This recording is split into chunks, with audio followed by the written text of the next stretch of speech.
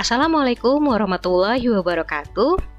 Salam guru penggerak. Pada kesempatan kali ini saya akan membahas eksplorasi konsep refleksi diri tentang pemikiran Ki Hajar Dewantara. Yang pertama, intisari pemikiran Ki Hajar Dewantara tentang pendidikan.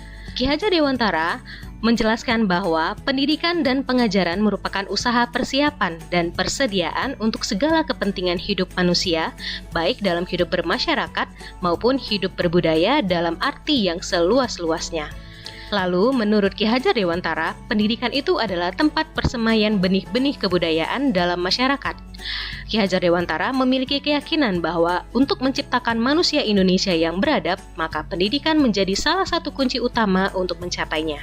Pendidikan dapat menjadi ruang berlatih dan bertumbuhnya nilai-nilai kemanusiaan yang dapat diteruskan atau diwariskan.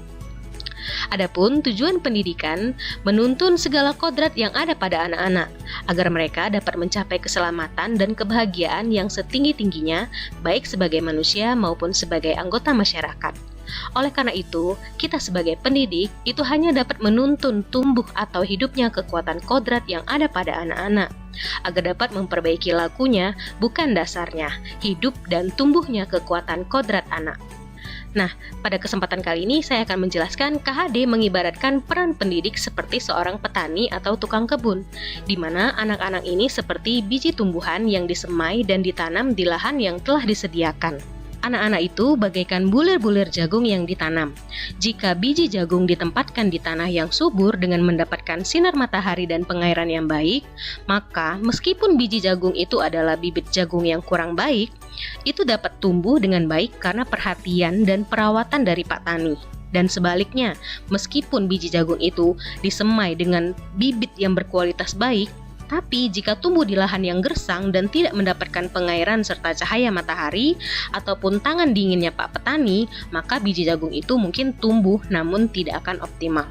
Yang kedua, pembelajaran yang mencerminkan pemikiran KHD. Pembelajaran dari filosofi KHD yang pertama memerdekakan dan berpusat pada murid. Yang kedua, mengikuti perkembangan zaman.